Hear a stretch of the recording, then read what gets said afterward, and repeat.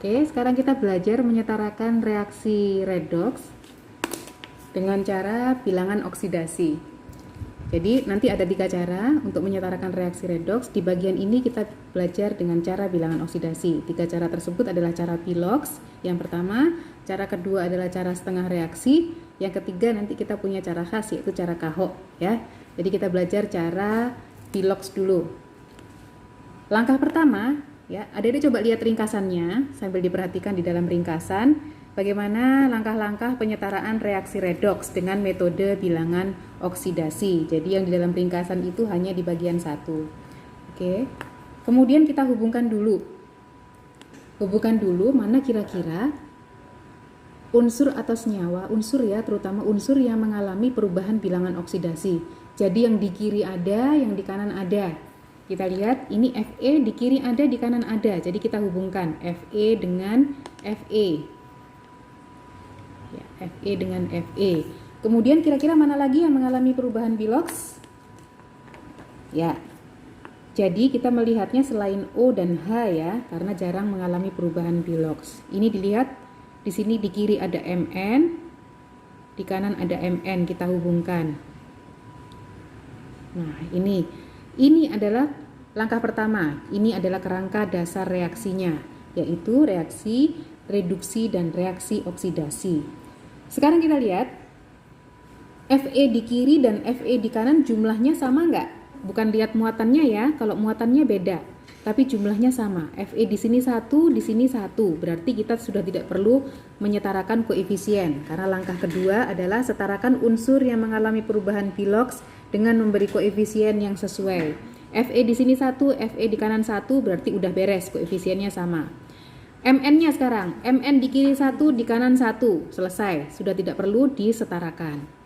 Nah sekarang kita tentukan Bilox-nya. Nah kita kembali ke materi sebelumnya, yaitu materi Bilox. Ion, ya, unsur adalah sama Bilox-nya dengan muatannya. Jadi kalau di sini plus 2, jadi di sini Bilox-nya adalah plus 2. Karena Fe-nya jumlahnya 1, di sini dikalikan 1 menjadi plus 2. Lingkari Bilox-Bilox yang akan mengalami perubahan supaya kita nanti mudah menandai. Sekarang Mn. Mn di yang sini ya. Mn ini siapa yang lebih prioritas? Mn apa O dalam penentuan bilangan oksidasi? Yang lebih prioritas O, berarti tentukan dulu Bilox-nya O.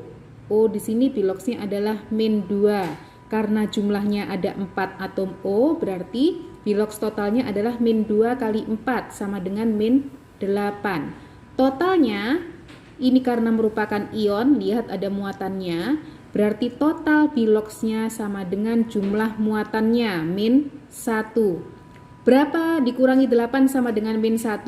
Berarti min 1 ditambah 8 sama dengan plus 7. Kita lingkari plus 7. Oke. Setelah itu yang ini, Fe sekarang. Fe di sini sama dengan muatannya karena dia merupakan ion. Di sini plus 3. Berarti ini juga plus 3 karena cuma ada 1. Lingkari ya.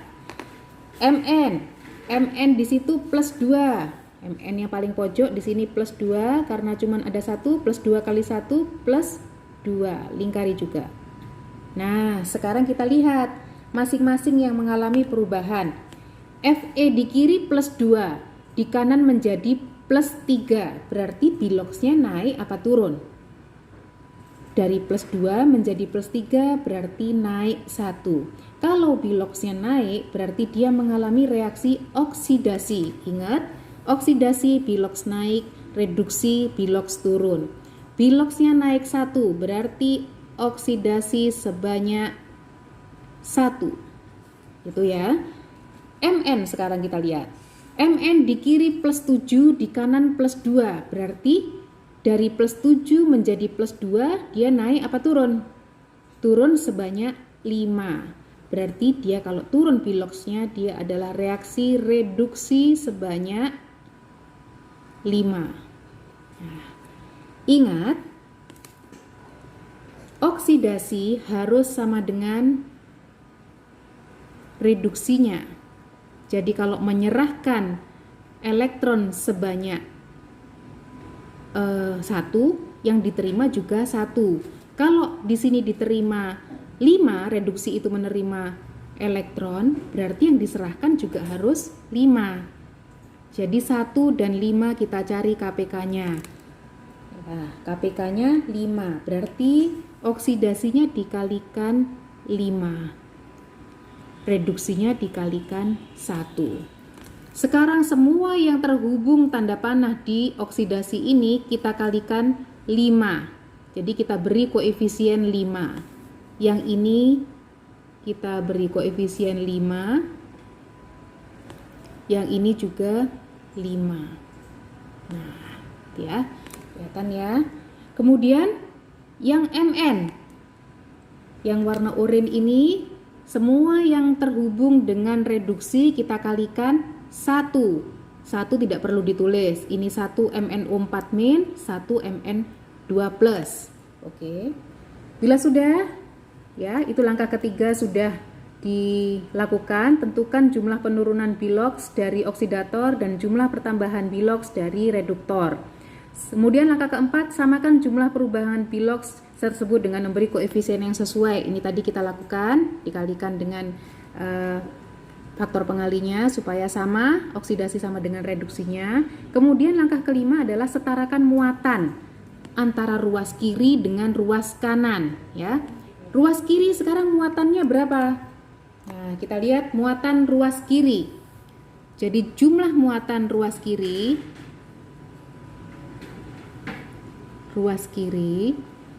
dibandingkan dengan jumlah muatan ruas kanan. Ya. Yang kiri berapa? Kita lihat 5 dikalikan plus 2 berarti plus 10. Saya tulis saja 5 kali plus 2. Kemudian ini muatannya min 1, koefisiennya 1, berarti ditambah 1 kali min 1. Yang kanan 5 kali plus 3, 5 kali plus 3 ditambah 1 kali plus 2, 1 kali plus 2. Berapa? Ini 10 dikurangi 1 sama dengan 9. Yang ini 15 ditambah 2 sama dengan 17. Nah, sekarang kita bandingkan muatan ruas kiri dengan muatan ruas kanan. Bila muatan ruas kiri ternyata kurang dari ruas kanan, maka kita perlu menambahkan H+. Ya, jadi kalau kiri kurang dari kanan itu ditambah H+. Sedangkan kalau kiri lebih dari kanan itu ditambah OH-. Nah, berarti yang kiri ditambah H+ supaya jumlah muatannya sama dengan yang kanan. Sebanyak berapa? Sebanyak 17 dikurangi 9. 8H+. Berarti di sini kita tambahkan 8H+. Nah, kemudian kita harus samakan. Kalau di kiri ada H, di kanan belum ada, berarti dia juga harus ada H-nya dalam bentuk H2O. Sebanyak berapa? Sebanyak 8 H-nya. Jadi, kalau ada H2O, jumlah H2O yang diperlukan adalah 8 dibagi 2. Jadi, sebanyak 4. Nah, cara ngecek reaksi ini sudah setara atau belum bagaimana? Kita lihat jumlah O-nya. O di kiri berapa? 4. O di kanan 4 kali 1, 4. Berarti sudah setara. Cek.